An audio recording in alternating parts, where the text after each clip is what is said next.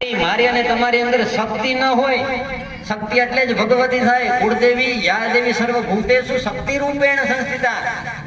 શક્તિ રૂપે આપણી અંદર બિરાજમાન થાય છે. પણ જો શક્તિ જ ન હોય તો આપણે કાંઈ ન કરી શકીએ. આ ભગવતી ઉઠીએ અને સૂઈએ ત્યાં સુધીમાં કેટલી આપણને મદદ કરે છે. તો દરરોજ કદાચ એક દીવો ને અગરબત્તી કરવામાં આપણું શું જાય? માતાજીના નામનું. વર્ષે વર્ષે માતાજીના નૈવેદ્ય કોઈ કરતા ન હોય ગણાય, તો નૈવેદ્ય કરવામાં શું જાય આપણું? એ કર તમે ન ભરો એટલે તમે દંડમાં આવી જાઓ. રાજાની સામે તો આપણે કાંઈ ન બોલી શકીએ.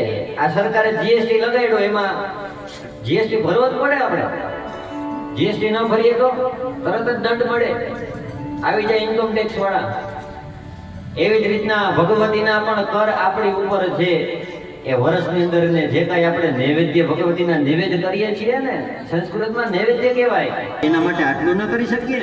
નવરાત્ર આપણે 9 દિવસ ન પાડી શકીએ? ભગવતી 365 દિવસ આપણી રક્ષા કરે છે, આપણી અંદર શક્તિ પૂરે છે. તો 9 દિવસ 9 નોરતાનો માતાજીને આપણે કરી શકીએ? રાતના ગરબો પેટાવીને દેવો ન કરી શકીએ? ભગવતીનો આટલો બધો મહિમા છે. આ તો રાતના નિંદર આવી જાય છે ને એટલે આપણને કઈ થતું નથી. યોગ નિંદ્રાની કૃપા છે આપણા ઉપર, વિચારો. બાકી એક ભાઈ ને છે ને રાતના નીંદર જ ન આવે એટલે દરરોજ છે ને નીંદરની 2 ગોળીઓ ખાઈને સૂતો હતો. હવે એવામાં એક દિવસ થાયકો પાયકો આવ્યો, નીંદર ઉજાગરામાં બદલી જાય. એટલા માટે ઘરની દેવી, પેલા ઘરની દેવી છે ને એને પૂજવી જોઈએ. આ વાત તો મારે કેવી હતી, પણ આજે સમય મળ્યો. એ ડુંગરાની દેવીને રાજી કરી એના પહેલા આપણા ઉંગરાની દેવીને રાજી કરી લઈએ. ઉંગરાની દેવી રાજી થઈ જાય ને તો ડુંગરાવાળી રાજી આપોઆપ થઈ જશે. ઉગાડા પગે ત્યાં ડુંગરાની દેવીને રાજી કરવા જઈએ આપણે હાલે કેટલા બધા કિલોમીટર, પણ ઘરની અંદર જે દેવી છે ઉંગરાની દેવી, એને આપણે અપમાનિત કરીએ છીએ, ન કહેવાના શબ્દો કહીએ છીએ, કામવાળી બનાવીને રાખીએ છીએ ઘરમાં. ભાગ્યશાળી કે તમારા ઘરની અંદર પતિવ્રતા સ્ત્રી મળી હોય તો. બાકી ઘણી બહેનો તો છે ને એના પતિને એટલું બધું આપણે વાત કરી હતી ને કથામાં, લોહી પીવાનું કામ કરે છે. દેવી ભાગવત કથા કહે ઇષ્ટ દેવતા સ્ત્રીઓનો સ્વભાવ એવો છે કે ભાઈને રાતના નીંદર ન આવે, દરરોજ 2 નીંદરની ગોળીઓ ખાઈને સૂવે. અને એક દિવસ થાયકો પાયકો આવ્યો ને તો એને નીંદર એમને આવી ગઈ. તો રાતના 12 વાગે એની પત્ની ઘર કામ કરીને નવરી થઈને જગાડીના પતિને કે તમે જાગો, જગી જાવ. આજે તમે નીંદરની ગોળી લીધા વિના થઈ ગયા. બોલો લ્યો, બિચારાને નીંદરની ગોળી લીધા વિના નીંદર આવી ગઈ, કોઈ જગાડીને નીંદરની ગોળી ખવડાવી. આટલા બધા ત્રાસ છે. ભગવાન દ્વારકાધીશ અને ઉમરાની દેવી ને ડુંગરાની દેવી ને રાજી હોય ને તો જ જીવનમાં આપણે જીવી શકીએ. સવારથી લઈને રાત સુધી આપણે કંઈક કરી શકીએ, પ્રસન્ન રહી શકીએ. એટલા માટે ભગવતીને યોગ નિદ્રા કહી છે. આ યોગ નિદ્રાની તમારા જીવનમાં કૃપા મળે તો જ તમને રાતના નિદ્રા આવે. સંધ્યા દેવી, રાત્રિ દેવી, દિવસ દેવી કહેવામાં આવ્યા છે. તેના વિના બ્રહ્મા પણ કાંઈ ઉત્પન્ન ન કરી શકે જો આ દિવસ કે રાત ન હોય. પછી સુધા દેવી છે, પીપાસા દેવી છે, એના અભાવમાં જગત આખું ચિંતાતુર બની રહે. નકરી ચિંતા જ કરી રાખો તમે, સુધા દેવીની કૃપા ન મળે ત્યાં સુધી. પ્રભા દેવીનો અવતાર થયો, દાહિકા દેવીનો અવતાર થયો, તે જ સ્વરૂપ કહેવામાં આવે છે. તેના વિના બ્રહ્મા પણ કાર્ય કરવામાં સમર્થ ન થઈ શકે. આપણે વિચાર કરીએ કે સારું એવો બંગલો બનાવવો છે, ઘર બનાવવો છે, એ સ્પિરિટ, એ ઉર્જા આપણી અંદર પહેલા જાગવી પડે, પછી એ લાખો રૂપિયાનો બંગલો બને. પણ હિંમત જ ન થાય તો આપણી અંદર હિંમત રૂપે જે તેજ પૂરનારી દેવી છે ને, આને પ્રભા દેવી એટલે સંસ્કૃત શબ્દ છે. ગુજરાતીમાં કહીએ તો તાવ. આ તાવ છે ને એને જ્વર કીધો છે. જ્વર દેવીની કૃપા હોય ને તો આપણને ન થાય. એના વિના સૃષ્ટિની વ્યવસ્થા આખી વિખેરાઈ જાય છે. તંદ્રા દેવી છે, એના દ્વારા આપણને પ્રીતિ પ્રાપ્ત થાય. પછી સુખી દેવી છે, જેના દ્વારા આપણને સુખ પ્રાપ્ત થાય. શ્રદ્ધા દેવી છે, જેના દ્વારા આપણને ભક્તિ પ્રાપ્ત થાય. વૈરાગ્ય દેવી છે, વૈરાગ્ય પ્રાપ્ત કરાવનારા જીવનમાં. પછી દેવ માતા સંજ્ઞા છે, મનુના પત્ની શતરૂપા છે, ઇન્દ્રના પત્ની સતી છે, બૃહસ્પતિના પત્ની તારા છે, વશિષ્ઠના પતિ છે, દક્ષના પત્ની પ્રસુતા છે. આવી રીતના આખો ક્રમ બતાવ્યો છે. કાંતા, દમયંતી, દેવકી, ગાંધારી, દ્રૌપદી, સેવ્યા, સત્યવતી, જનની, યશોદા, મંદોદરી. મંદોદરી પણ ભગવતીનો જ અવતાર છે. કૌશલ્યા, સુભદ્રા, રેવતી, સત્યભામા, કાલિંદી, લક્ષ્મણ, જાંબુવતી, ભગવાનના 8 પટરાણીઓ, ઉષા, યોજનગંધા, ચિત્રલેખા, પ્રભાવતી, ભાનુમતી, માયાદેવી, રેણુકા, રોહિણી, એકનંદા, ભગવાન કૃષ્ણના બહેન, બલિની પત્ની વિંધ્યાવતી, કુબેરની પત્ની લોપામુદ્રા, કુંતી, આ બધાય ભગવતીના જ અવતાર છે. આપણા ગિરીશભાઈ, તમારા પત્ની હોય માટે જ છેલ્લે દેવી ભાગવતમાં એમ કહ્યું છે કે વેદ ગૌ ગુરુ વિપ્રાણામ. આપણે જેટલા પણ નામ બોલીએ એ બધા જ ભગવતીના અવતાર છે. જે ગ્રામ દેવીઓ છે ને, આપણે એમ કહીએ કે અમારા ગામમાં આશાપુરામાનું મંદિર છે, અહીંયા જે શીતળામાનું મંદિર છે, એ બધા ગ્રામ દેવી કહેવામાં આવ્યા છે. એ ભલે આ પુરાણ લખ્યા પછી ભગવતીના અવતાર થયા હોય, એટલા માટે આમાં એની કથા ન હોય. મોગલમાં છે, ખોડલમાં છે, સોનલમાં ભગવતીના પ્રાદુર્ભાવ થયા, એટલા માટે એ બધી ગ્રામ દેવીઓ કહેવામાં આવે છે. ગામનું રક્ષણ કરે, પોતાના કોઠીઓનું રક્ષણ કરનારા દેવી ભગવત કહે કે જેટલા પણ ગ્રામ એટલા માટે દેવી ભાગવત કથા આપણને આજ્ઞા આપે છે કે આટલા લોકોનું અપમાન થતું હોય ને તો ન સંભળાય. અને કે ગાયોની નિંદા થતી હોય ત્યારે ન સંભળાય, ગુરુજીની નિંદા થતી હોય ત્યારે ન સંભળાય, વિપ્રાણામ ભૂદેવોની નિંદા થતી હોય ત્યારે ન સંભળાય, સ્ત્રી રાગ નામ યાને કે આપણા ઘરની જે સ્ત્રીઓ હોય ને એને ક્યારે નિંદા થતી હોય ન સંભળાય. એનો વિરોધ કરવો જોઈએ, અથવા તો ત્યાંથી ચાલ્યું જવાય. ગુરુજીનું અપમાન કરતા હોય, આપણે બોલી ન શકીએ તો ત્યાંથી ઊભું થઈને ચાલ્યું જવાય. મહતામ તથા દેવાન હોય ને એની પણ નિંદા કરનારા હોય ને તો એની સામે બોલાય, અથવા તો ત્યાંથી ચાલ્યું જવાય, કાનાડા હાથ દઈ દેવાય. આ નિંદા ક્યારે પણ ન સાંભળવી જોઈએ, કારણ કે દેવી પણ એ જ છે અને દેવીના ભક્તો છે ને એ પણ દેવી તુલ્ય જ બતાવ્યા છે. સ્ત્રી તત્વનું અપમાન એટલે દેવી તત્વનું અપમાન આવું દેવી ભાગવત. આ વિશ્વની અંદર, ખાલી ભારત નહીં, આખા વિશ્વની અંદર ભૂરી આવી જાય. જેટલી પણ સ્ત્રીઓ છે ને એ બધી ભગવતી કહે છે કે બધા મારા અવતારો છે. આટલું બધું નારી શક્તિનું મહત્વ બતાવ્યું છે. વિશ્વની સર્વ સ્ત્રીઓ ભગવતીના આ કલા અવતારમાં આવી જાય. જે સાધ્વી બ્રાહ્મણને તેના પતિ પુત્ર સહ પૂજા કરે અને વસ્ત્રદાન આદિ પૂરું કરે એ ભગવતીની પૂજા કર્યા બરાબર ફળ પ્રાપ્ત થઈ જાય. બ્રાહ્મણ કન્યા 8 વર્ષની હોય અને એની પૂજા કરો એટલે સાક્ષાત શ્રીદેવીની પૂજાનું ફળ મળી જાય. શ્રેષ્ઠ આચરણ વાળી કોઈ સ્ત્રી હોય, પતિવ્રતા સ્ત્રી કહેવાય, એ પતિવ્રતા સ્ત્રીની પૂજા કરો તો ભગવતીની પૂજાનું ફળ મળી જાય. એને ઉત્તમ સ્ત્રી કહી છે. પછી જે ભોગની અંદર વધારે રચીપચી રહેતી હોય આને મધ્યમ સ્ત્રી કહી છે. જે ધુતારી હોય, મનસ્વી હોય, ક્લેશ પ્રિય હોય, કલેશ કજ્યા જેને વધારે પ્રિય હોય, ધંધુકારી જેવી હોય, જે બિચારી અકુલીન હોય, એ બધી તામસ અધમ સ્ત્રી બતાવવામાં આવી છે.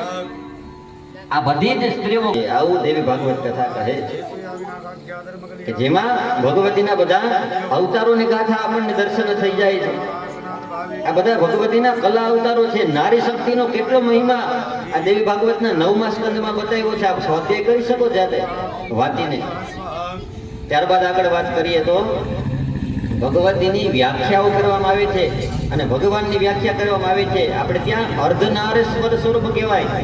યુગલ ચરણો પૂજન બ્રહ્મા સાવિત્રી, રાધા કૃષ્ણ, સીતા રામ, આવી રીતના આપણે યુગલ સ્વરૂપ પૂજનીય બતાવીએ છીએ. અને એટલા માટે જ આજે પરાંબા છે ને, જે મુખ્ય તત્વ આપણે જેને કહીએ છીએ ને, કે જે ઓમકાર સ્વરૂપ છે. ઓમકારમાં બ્રહ્મા વિષ્ણુ મહેશ તો છે, પણ એના નાદ અને બિંદુ છે ને ઉપર ટપકું કર્યું છે ને એ સ્વયં ભગવતી બતાવ્યા છે. એના વિના ઓમકાર પણ અધૂરો છે. એટલા માટે જે પરમ તત્વ છે ને એની અંદર દેવ અને દેવી છે. આમ રાધા અને કૃષ્ણ ભેગા મળી અને ગોપાલ સુંદરી બન્યા છે.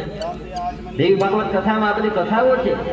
પછી આ રાધાજી એના ડાબા અંગમાંથી બીજા દેવીઓ પ્રગટ થયા. વરુણા દેવી પ્રગટ થયા, સરસ્વતી દેવી પ્રગટ થયા, કમલા દેવી, રાધિકા દેવી, દુર્ગા દેવી, આ બધા પ્રગટ થયા એ ડાબા અંગમાંથી, જે પરાંબા હતા એના. અને પછી જમણું અંગ છે એમાંથી એમ કહેવાય વરુણ દેવ પ્રગટ થયા, વિષ્ણુ પ્રગટ થયા, બ્રહ્મા પ્રગટ થયા, કૃષ્ણ પ્રગટ થયા, મહાદેવ પ્રગટ થયેલા હતા. પછી આ જે અડધું અંગ હતું ને એનો ભાગ થયો અને એમાંથી રાધા અને કૃષ્ણ અલગ થયા.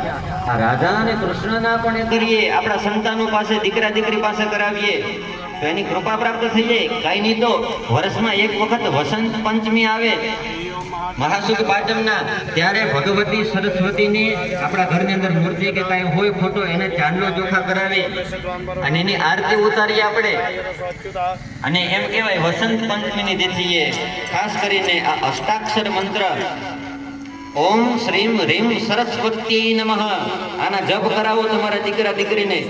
જ્યારે પણ પરીક્ષા હોય ત્યારે પણ, અથવા તો દરરોજ બની શકે તો દરરોજ આ અષ્ટાક્ષર મંત્રનું ગંગા ત્રણે ત્રણ શ્રી હરિના પત્ની છે.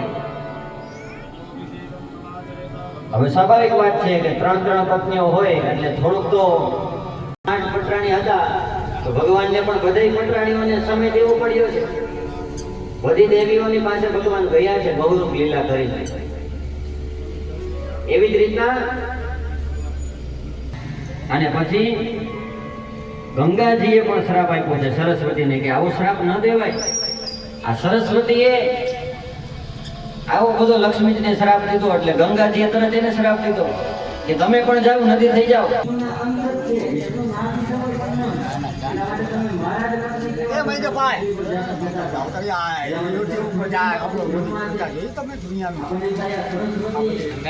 લક્ષ્મીનો જ અવતાર તુલસી છે. તુલસી વૃક્ષ આપણે કહીએ લક્ષ્મીજી તુલ્ય બતાવ્યા છે.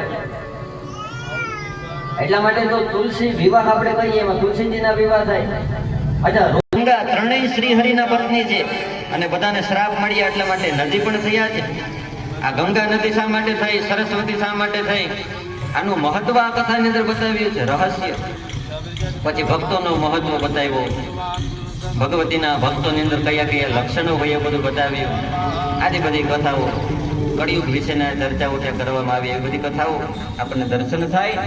ત્યાર પછી આગળ વાત કરીએ તો 9મા અને 10મા અધ્યાયની અંદર પૃથ્વી દેવીની કથા બતાવવામાં આવી છે અને વરાહના પત્ની બન્યા છે. કારણ કે વરાહ ભગવાને પૃથ્વીને બહાર કાઢવા માટે દાંતથી સ્પર્શ કર્યો અને સ્પર્શ થતાની સાથે એના પત્ની બન્યા. આવા પૃથ્વી દેવીની કથા. પછી ફરી પાછી ગંગાજીની કથા બતાવી છે, ગંગાજીના અવતરણની કથા. એમાં ભગીરથ રાજાની કથા આખી બતાવી છે.